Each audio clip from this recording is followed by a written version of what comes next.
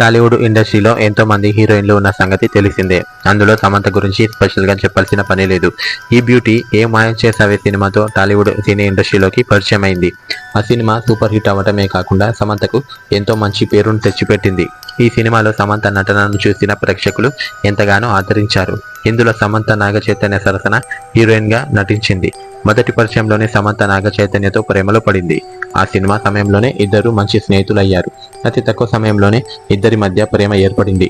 కొద్ది రోజుల పాటు వీరి ప్రేమను రహస్యంగా కొనసాగించిన ఈ జంట కొన్ని సంవత్సరాల తర్వాత కుటుంబ సభ్యులను ఒప్పించి హిందూ మరియు క్రిస్టియన్ సంప్రదాయ పద్ధతుల్లో వివాహాన్ని చేసుకున్నారు.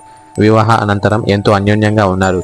అయితే సమంత వివాహానికి ముందు నాగ చైతన్య దగ్గర ఒక విషయాన్ని సమంత దాచిపెట్టిందట.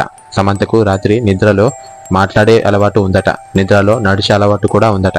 గాఢ నిద్రలో ఉన్న సమయంలో ఏదేదో కలవరిస్తూ ఎవరెవరో పేర్లు చెబుతూ ఉంటుందట సమంత.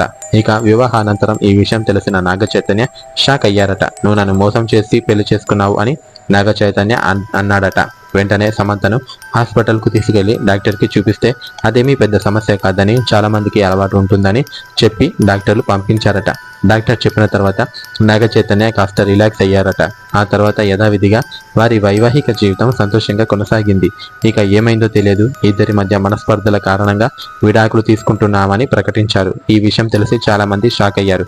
కానీ వారి మధ్య ఎందుకు వారు విడాకులు తీసుకున్నారన్న సంగతి ఇప్పటి వరకు ఎవరికి తెలియదు. ఇప్పటికీ వీరు విడాకులు తీసుకొని 3 సంవత్సరాల పైనే అవుతుంది. వీరి విడాకులకు గల కారణాలు ఇప్పటి వరకు తెలియరాలేదు.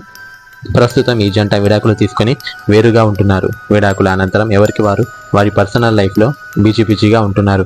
ఇప్పటికీ ఈ జంట కలుసుకోవాలని సమంత కుటుంబ సభ్యులు, నాగ చైతన్య కుటుంబ సభ్యులతో పాటు అభిమానులు ఎంతగానో కోరుకుంటున్నారు.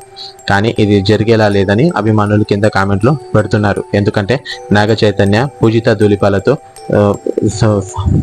లివ్ ఇన్ రిలేషన్షిప్లో ఉన్నాడు. సమంత మరి ఎవరితో ఉంటుందో బయటికైతే ఎటువంటి వార్త రాలేదు. కాబట్టి వీరిద్దరూ కలిసే అవకాశమే లేదని కొంతమంది సినీ పండితులు వివరిస్తున్నారు. మరి మీరేమనుకుంటున్నారు? సమంత నాగ చైతన్య కలుసారా కలవరా అనేది కింద కామెంట్లో తప్పకుండా తెలియజేయండి. అలా వెళ్ళిపోయే ముందు సబ్స్క్రైబ్ చేసి వెళ్తే మీ సొమ్మేమన్నా పోతుందా ఫ్రెండ్స్?